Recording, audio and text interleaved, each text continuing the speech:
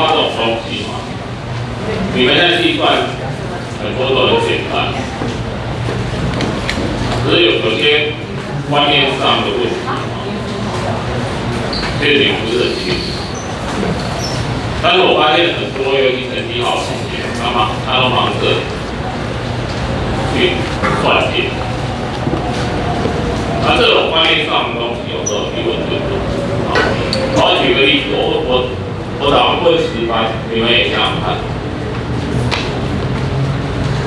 理化里面照来说应该3年级、1、2年级啊，理论上讲。可是我告诉你，最有观念的地方，根据历年来的调查，因为你们都已经学过化，你们都这种难题。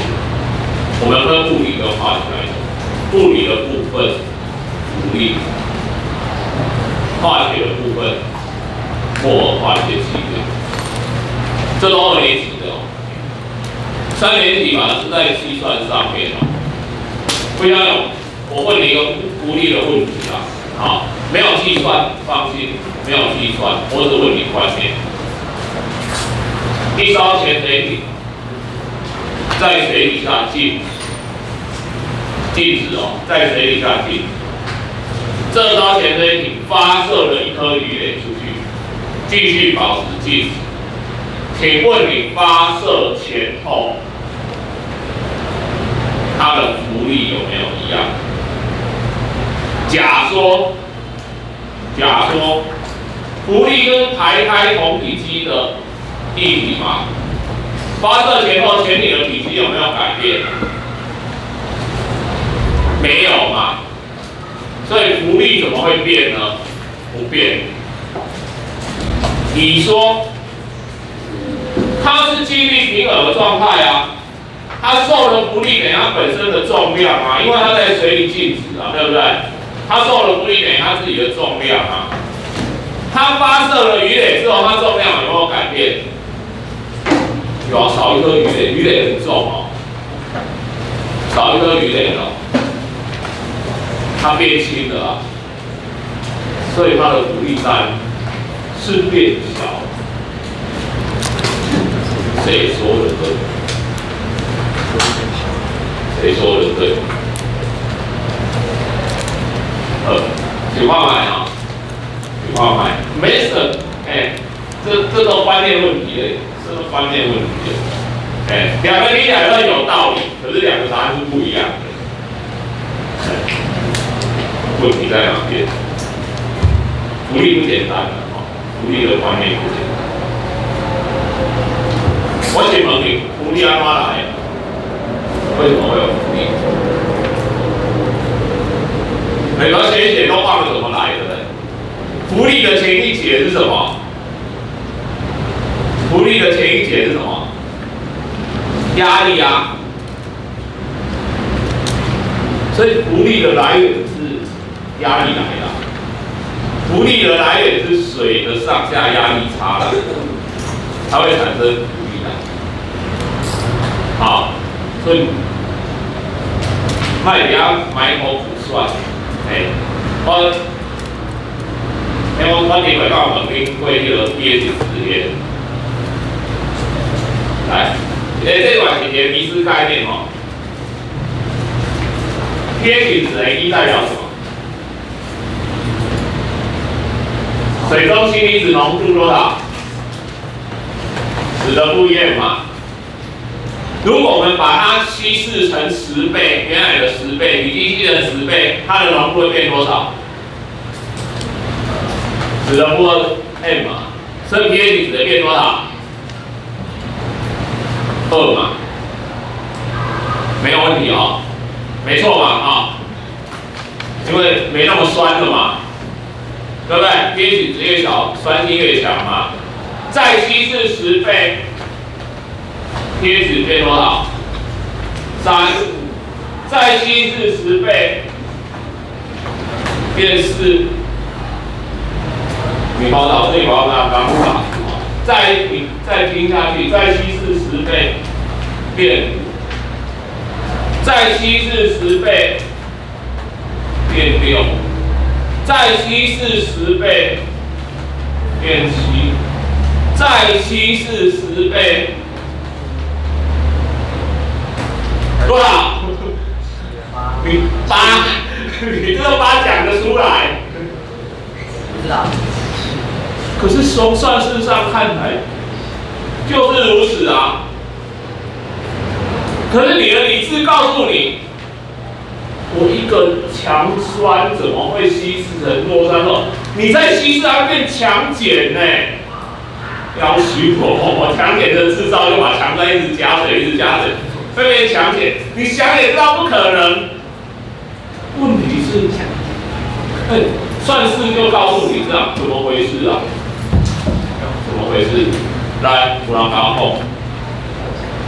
对啊，没错啊，一直稀释下去，不8不9不10，它pH 来变8、9、10嘞，最后变强碱嘞，那样嘞，干嘛？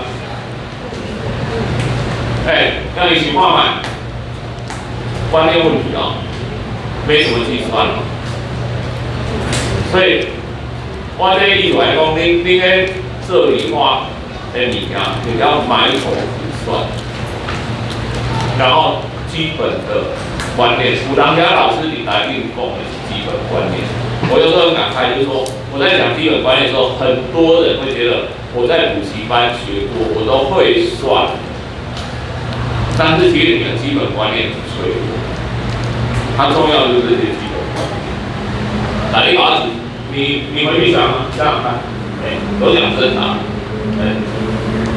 我来讲哦，这是我中的时候，我做到时阵，做到这第5马克底，我自己产生了疑问哦，我自己产生了疑问，我不知道为什么。可我自己算后，我说，这怎么会这样呢？不可能发生这种事啊！可是从算式看出来是这样。后来我不用去问老师，我班同学都很厉害，我只有问我前面那个同学，他就给我解答。我那些同学都优秀。比如我一雄中做围棋社社长，后来是科联台大化工。我一直觉得他是我们班最聪明的人，虽然他不是考第一，他是我们班最聪明的人。虽然他智力测验失误，阮国中做智力测验哦，你嘛有做嘛吼，他们跟你拢唔知影成绩对不？老师都没有发成绩给你们哦，我们有。国一进去第一次段考完哦，我们老师就拿着那个智力测验的分数进来哦，他就来说，各位同学，我们智力测验的成绩发表，他不只跟我们讲那个，他说来，我现在把全班前10名念出来，第1名是某某某，这个你知道吗？我第2名哦，他前10名他都念到了站起来。你才会一轮调来，我有点虚荣哦，因为在我们班，我跟你讲，我念5的，你知道我们班高中联考，我们班50几个人考上43个雄中，我们班都连男生啊，雄中11个数理资优生，可是我们前2个你没有考试，为什么？雄中11个数理资优生，2个是我们班的1、2名，所以他没有参加联考。那时候高屏区联招哦，大概6、7万人里面哦，不是全国啦。那时候高中联考是地区性，高屏区联招6、7万人里面，满分700分，考到600分以上的所有参加的6、7万人里面，12个600分以上，这12个里面有3个我们班的。其中一个就是我前面那个同学，所以你知道在那种班哦，我听到智力测验第2名，我真的有点虚荣哦。接下来我们导师说什么？你知道？月考刚考完嘛，成绩发布了嘛，来，现在这10个站着的同学呢，这次段考有考前10名的坐下来。这10个里面8个人坐下，剩下2个站着，其中1个是我，而且我是站着里面那个第一名就是我们班的第一名，智力测验第一名的就是我们班的第一名，我是第二名，另外一个第几名我不知道，反正是在我后面，就我们两个就站了半节课听老师讲。各位同学，大家看，只凭着聪明不努力，就是这两个的下场。然后你那边羞辱了半节课，我那时候突然从天堂掉到地，从云端掉到谷底，你知道？我在想说，我可要的总上了，为什么要考第二名啊？好讨厌哦！那个月考成绩考不好被当成反面教材呢，被当成反面教材。我那被老师拿那折瓜等用，我刚又可惜。我那时候根本没有什么个资法，不管什么就站起来，我就当成一个样板。所以我前面的同学很厉害啊，可是你知道很厉害的同学都很机车啊，每次很讨厌的都跟他叫他改考卷啊，为什么？一点友谊都没有。不顾友情，我也是英文交换完，你知道成绩拿到几分？50倍，58分。我知道没什么机会，我还是跟同学，亲爱的同学，亲爱的好同学，你饿了吗？你渴了吗？你下课想要喝饮料吗？还是想吃什么东西？我要的不多，2分就好。给我及格吗？给我及格吗？他回我2个字，没给。加重语气呢，他说我及格，而且我们那个老师是英文老师哦。我最烂就是英文我告诉你，他当然就这样。因为改完已经下一节上课了，他很赶，他就这样子。来，刚刚那一张考卷90分以上的举手，啪，全班20几个举手，你知道我们那种班90分以上20几个，他看着他们脸色一脸和蔼可亲80几个举手，他又是10几个举手，他这时候脸色已经平静下来，70几个举手，剩个位数，考掉1点给我举手。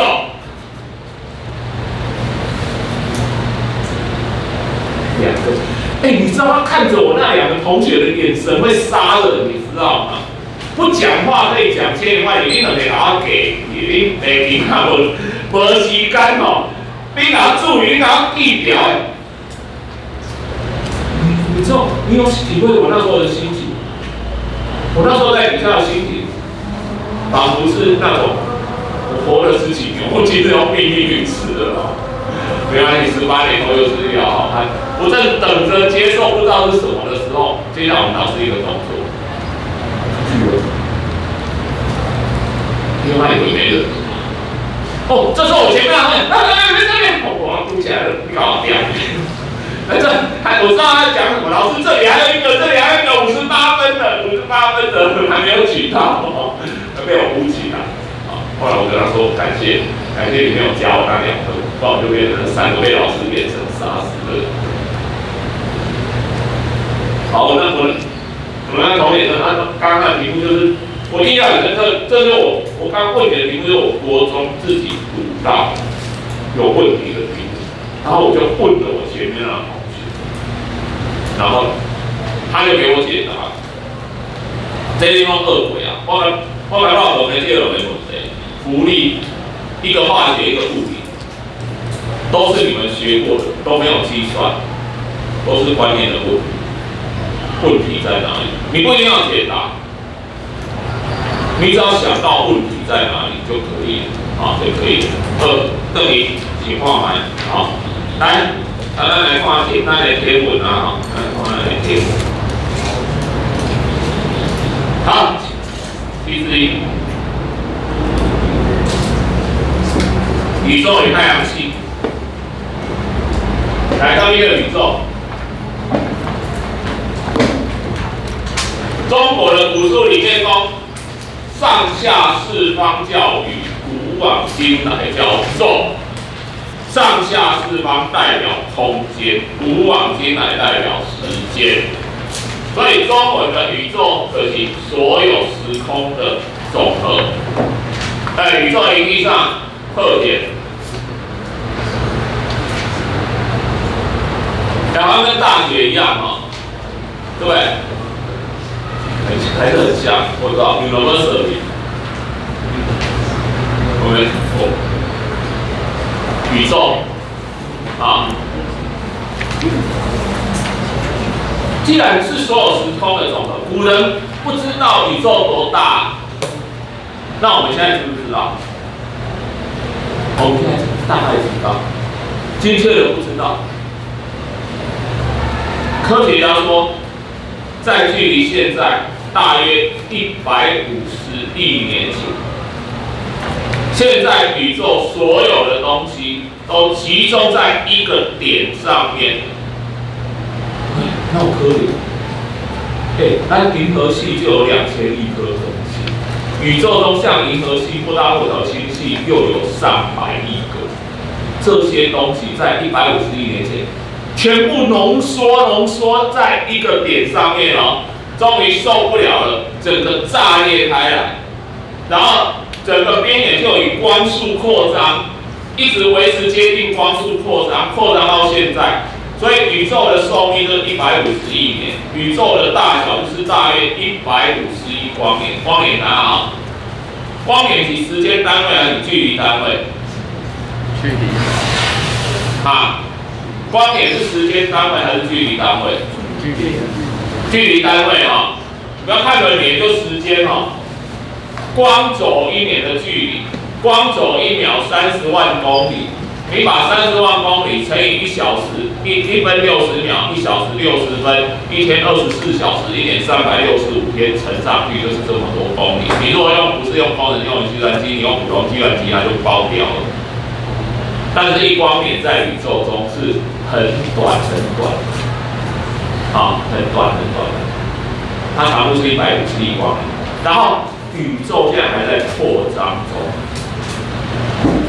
它还在继续扩张中，最后会怎样？起1点2热的你不回头，还是到一个阶段停下来，还是缩回去，来回？在这点科学家不知道。好，科学家只是说维持不稳定的几率比较小。但是扩张或收窄的几率比较大，不会用做不为代替啊。一个问题来了，科学家为什么150亿年前是怎么算出来的？这个怎么算？你们当然我们不会讲啊，太复杂了。但是它真的是算出来的，它利用宇宙的背景辐射代替模型去算出来，不是做梦梦到，不是寡龟，不是随便写个数字。那宇宙还在扩张，我们又怎么知道？你有到宇宙的边边去看吗？你有没有到宇宙还在扩张？这是科学家发现一件事，叫做红位移。什么叫红位移？来，你搞这种经验，就是救护车经过你旁边的时候，你会觉得它的音高忽然转掉了。它开过来过你旁边的时候，它的声音突然低下去了。有没有观察到这种情形？有啦，有哦。讲是安怎呢？他对我有意见吗？那么过我身边要把音调调低，无啦啦不调刚呀，这种叫舒普勒效应。高中的物理才会学到。什么叫舒普勒效应？就是当你跟它相对应动是突然渐渐靠近的时候，因为你就想让它的声波一个一个像好像子弹一样，它固定1秒发射一个的话，可是你影响它或它影响你，这时候你每秒接受到的子弹是会变多了，这代表什么？频率增加。可是它远离你，相反频率变低，这种叫声波的舒普勒效应。同样在光波也有这种。红卫宇科学家发现一件事，根据侦测瀑布的效应，科学家发现所有的恒星都在离我们远去，宇宙中每一颗恒星都在远离我们。哎，天哪，好不沾哦！这怎么对？如果宇宙是固定的，那我往这边移动，我靠近某一颗星，我应该远离那边；我远离了那边，我应该靠近某一颗啊，这样才对啊。就像你远离国昌，你往那边走，你会靠近右昌啊，怎么会国昌、右昌都离你远去呢？只有一件事，宇宙在膨胀。你今天如果一个气球外面点很多点，然后把这气球吹上。这个气球上面每一点的距离是不是都在互相远离？没有谁互相靠近。宇宙就是这样子，宇宙就是这样子。大家都刷尾，所以我们是越来越孤单的。所有的星辰都在离我们远去。宇宙的基本组成有氢气。给您一个贝尔西，G-A 不要拼，不要拼忘记怎么拼。但是我们所在的星系，我们所在的这个星系叫做什么？单体对解星系，对，立白在吧？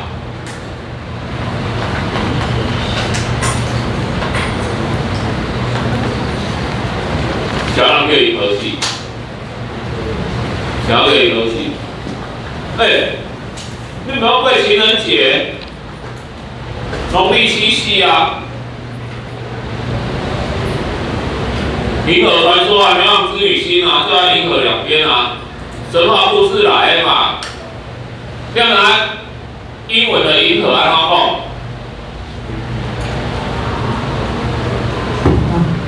讲？英文的银河安怎讲？我本来啊，嘛唔知哦。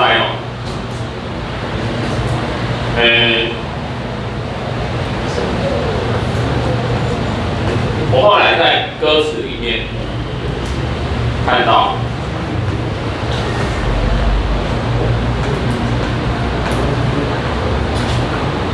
一个大写代表专有名词。我一看，什么牛奶大道啊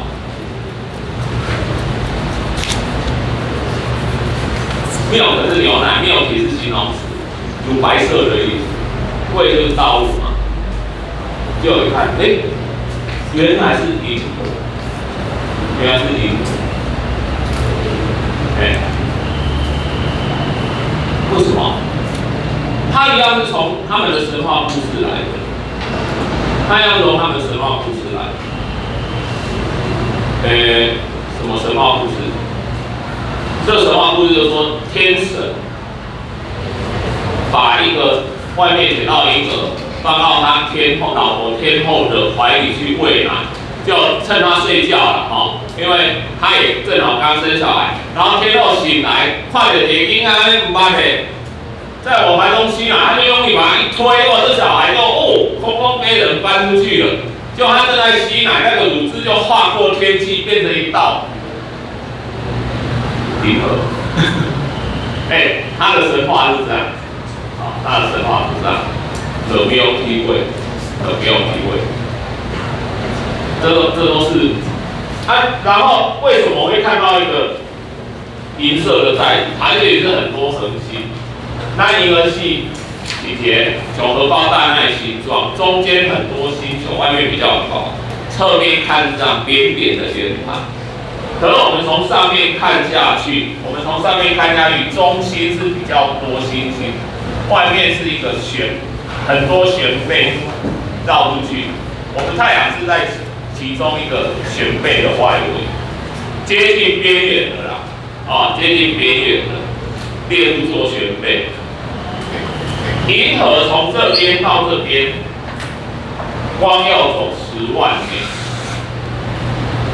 也就是说，银河系这个圆盘的直径是10万光年，10万光年，不多了。所以光年在宇宙中，一光年是很短的，一光年是很短的，一颗里面大概2000亿颗恒星。宇宙中有上百亿个、几百亿个跟银河系这样的星系，它们在宇宙里面称为岛宇宙。宇宙有点耍害啦，这些小岛的宇宙就像布在大海中一样。它之所以叫做最小的单元，是因为它有着宇宙组织所有的，从按细胞及按人体的最小单元。细胞本身会进食、会排泄、会运动，所以它是跟一个人体一样，所以它是基本单元，就像星系是宇宙的基本单元一样。后来星系耍来，实际上它组成就是恒星嘛。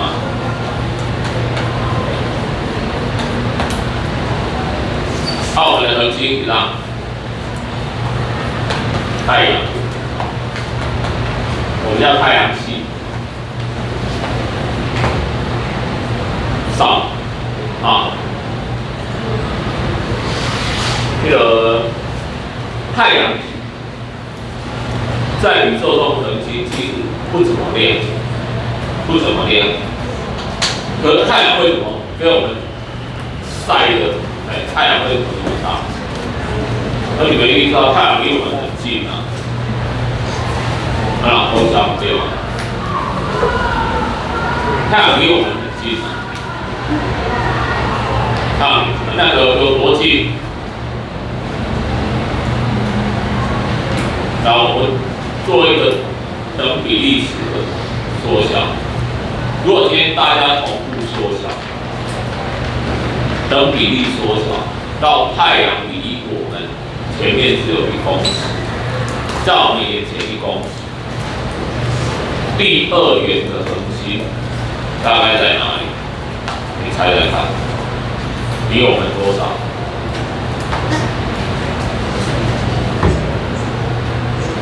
？180，在台北400公里。太阳在我们前面1公尺，这种比例你就可以知道，因为离我们最近恒星好像3年多吧，光年，太阳是8分钟，太阳光到我们是8分钟，所以就是差这么远。但是我们最里面关系最密切的就是太阳系。太阳系里面主角就是由8颗行星组成，我们称为8大行星。另外讲 K 就是1、9大行星。这个想法几个行星而已爆炸了吗？没有了，人家好好的在那边转。哪一个？冥王星。那为什么会出名的？因为它被降级了，它变矮行星了。想要把它降级，因为科学家在冥王星外面又找到类似冥王星的第10颗、第11颗、第12颗、第13颗、第14颗。这下子怎么办？所以科学家在7月2006年国际天文协会开会。你要不就把外面这一些都算进来，变成太阳系可能有13大行星、14大行星，要不然就修改行星的定义，把冥王星跟它外面的这些都排除出去。所以科学家选择第2个。你讲好加载，无爱背14了，我感觉做无聊的你光背那个有什么用？但偏偏我们等一下还要讲这8颗行星。你要先了解它，每一颗行星有每一颗行星的特性，先了解它，你自然会记起来。你不要在那边死背。我们为了帮助你了解，每一颗行星都有它的名称每一颗行星都有它的名称。来，第一颗是什么？你再看科文件。第一辆离太阳最近的是什么星？水星。水星上面没有大气，它是离太阳最近的一颗星，它的大气就被太阳风吹走了。也因为它没有大气，没有温室效应，所以它靠近太阳那边很热，背对太阳那边很冷。水星在希腊罗马神话里面，我们按罗马文来命名它的英文名称，一个 Mercury 水星，它在希腊罗马神话故事里面叫做信差之神，也就是送信的啦，因为它跑很快，送信的都跑很快。所以叫信差之神。第二颗是什么？哪个呢？金星。金星这个神最有Venus维纳斯。你看过了名画？那个贝壳上面站的裸女，她是美神维纳斯。美神维纳斯。金星是大气很浓厚，它是最热的一颗星，是因为温室效应，上面500多度，整颗火热的星球，所以它看起来是金色的，很亮。Venus， 维纳斯。第三颗呢？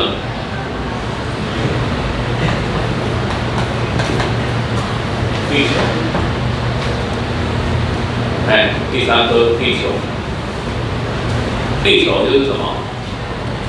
它在希腊罗马里面，它是盖亚，叫大地女神，它原名叫盖亚，它翻成英文才叫 Earth， 它是大地女神，可以养育我们的嘛。来下一颗，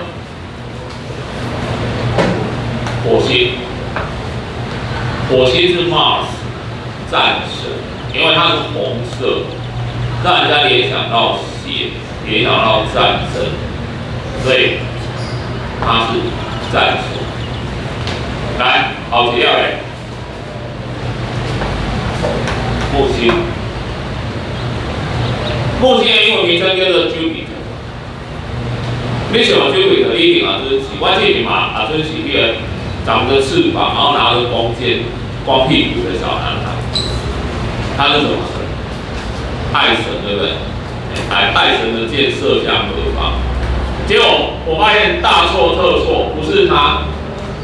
Jupiter 是天神，他在希腊名称里面，他是叫做大家比较熟悉天神叫做Zeus宙斯，就是刚把那个小孩放到他老婆的怀中那一个啦。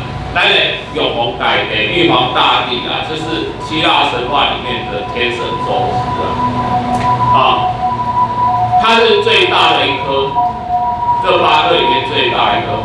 木星再大一点，它就会变成太阳，因为它是气体行星，会自己烧起来，核融合反应。来，好，接到土星，土星是最漂亮的一颗星，因为它有一个环。它有一个很漂亮的环，其实有些像那个天王星、海王星嘛，就是环，不过它的环没有土星那么漂亮。土星是 Saturn 是谷物之神的意思，他也是上一代的天神，他是Jupiter 的老爸啦，Saturn 是Jupiter的老爸。来，下一个叫天王星。天王星 Uranus， 它是第一代的天神，它是叫天王，是因为它是第一代的天神。他们之间都是父子关系啦，以及第一代啦，他传位给这个 Saturn， 第二代，目前传到第3代就是 Jupiter， Mars 是 Jupiter 的儿子，就是这样子，他们是4代同堂，正好排成这样。Uranus 也是唯一这8颗里面是用希腊名称，其他都是用罗马名称。最后一颗海王星，最后一颗海王星，海王星就是什么？海神，因为海王星整颗蓝色的，所以让人家想到海。来，预备呀！前面地球当组长，叫做类地行星；后边系了木星当组长，叫做类木行星。因为木星上大，类地行星因为咱地球彼岸，咱徛于地球顶端。来，既然分成两类，就表示这两类有很大的不同。什么不同呢？来，第一个不同，后面4颗都是气体行星，所以你不曾听过什么叫登陆木星、登陆土星。你真的要登陆，抱歉，他没有路给你登。你今天派太空船往木星、土星上撞下去，你会发生什么事？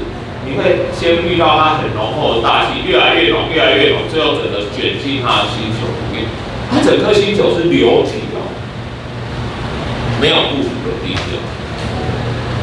后面4颗弄起来，只有前面4颗有坚硬的地壳，地球还多了海，可是它也是在地壳上面的水，所以它类地类物。也因此，它的密度有极大的不同。前面的密度就是金属原石组成的，所以它密度大概都在3、4、5那边。后面的密度大概都在1上下，有的还少于1，因为它是气体组成，气体浓度太大，被受到太大的压力，变成液化了。有时候会这样。好，所以什么甲烷啊、氢气啦这一些气体所组成。后面这4颗气体行星，来，再来，你看它的 size 差很多，对不对？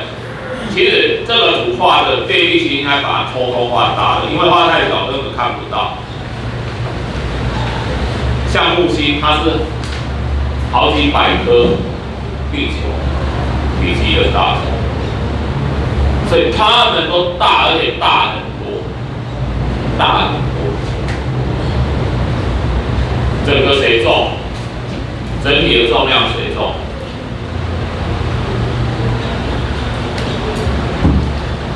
它的密度虽然比较大啦，它可以大它3、4倍而已啊。